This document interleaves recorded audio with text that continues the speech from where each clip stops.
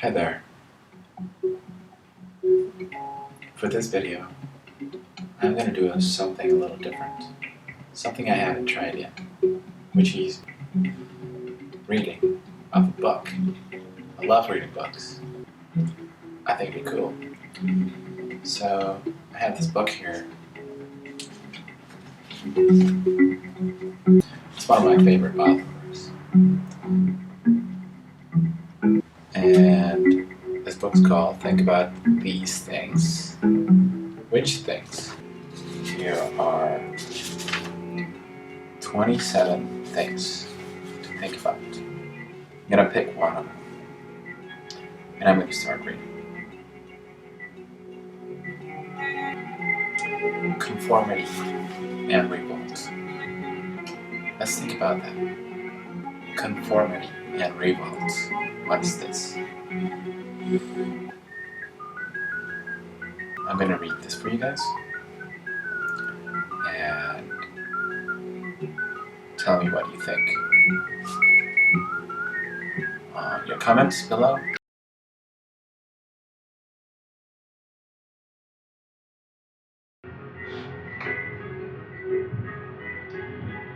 Have you ever sat very quietly with closed eyes and watched the movement of your own thinking? Have you watched your own mind working? Or rather, has your mind watched itself in operation, just to see what your thoughts are, what your feelings are, how you look at the trees, and the flowers, and the birds, and people? How you respond to a suggestion, or react to a new idea? Have you ever done this? Have you not?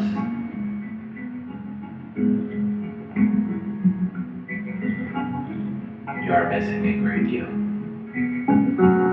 To know how one's mind works is a basic purpose of education. If you don't know how your mind reacts, if your mind is not aware of its own activities, you will never find out what society is. You may read books on sociology, study social sciences, but if you don't know how your own mind works, you cannot actually understand what society is. Because your mind is part of society. It is society. Your reactions, your beliefs, your going to the temple, the clothes you wear, the things you do and don't do, and what you think. Society is made up of all this. It is the replica of what is going on in your own mind. So your mind is not apart from society. It is not distinct from your culture, from your religion, from your various class visions, from the ambitions and conflicts of the many. All this is society, and you are part of it. There is no you separate from society. Now, society is always trying to control, to shape, to mold the thinking of the young. From the moment you were born and begin to receive impressions, your father and mother are constantly telling you what to do and what not to do, what to believe and what not to believe. You are told that there is God, or that there is no God, but the state, and that some dictator is its prophet. From childhood, these things are poured on you, which means that your mind, which is very young, impressionable, inquisitive, curious to know, wanting to find out, is gradually being encased, conditioned, shaped so that you will fit into the pattern of a particular society and not to be a revolutionary.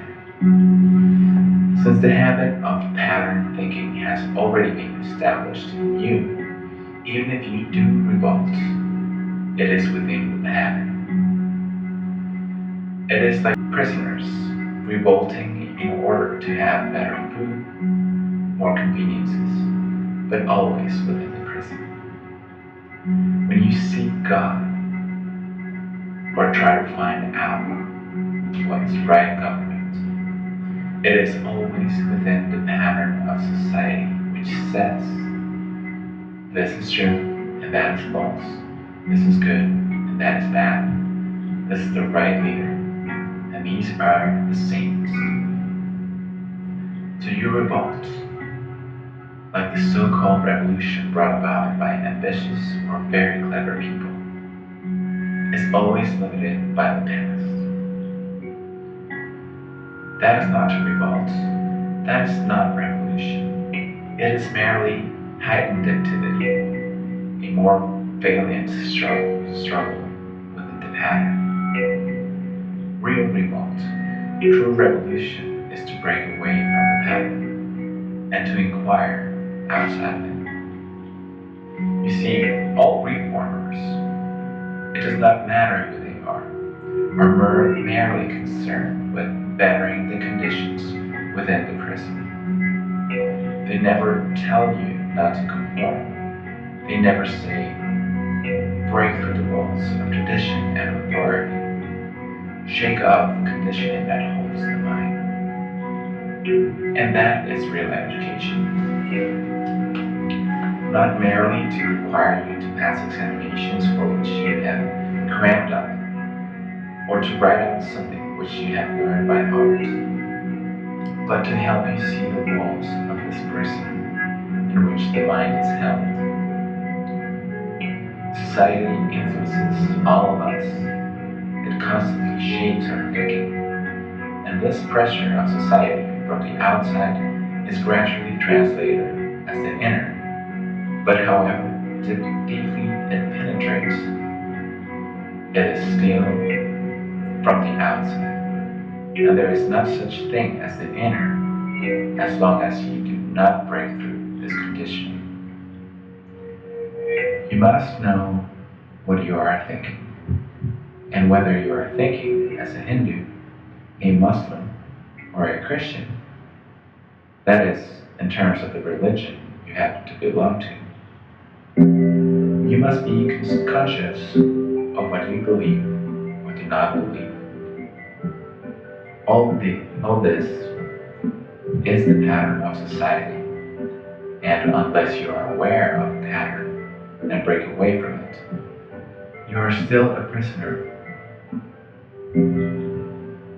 though you may think you're free. But you see, most of us are concerned with the revolt within the prison. We want better food, a little more light, a larger window so that we can see a little more of the sky.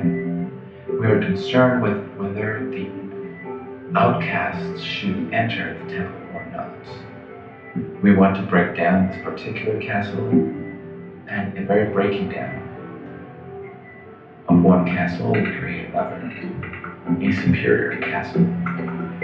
So we remain prisoners, and there is no freedom in prison. Freedom lies outside the walls, outside the pattern of society. But to be free of that pattern, you have to understand the whole content of it, which is to understand your own mind.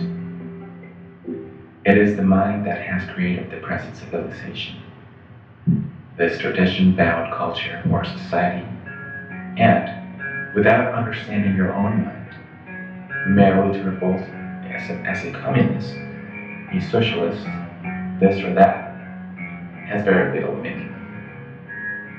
That is why it is very important to have self-knowledge, to be aware of all your activities, your thoughts, and feelings. And this is education, isn't it? Because when you are fully aware of yourself, your mind becomes very sensitive.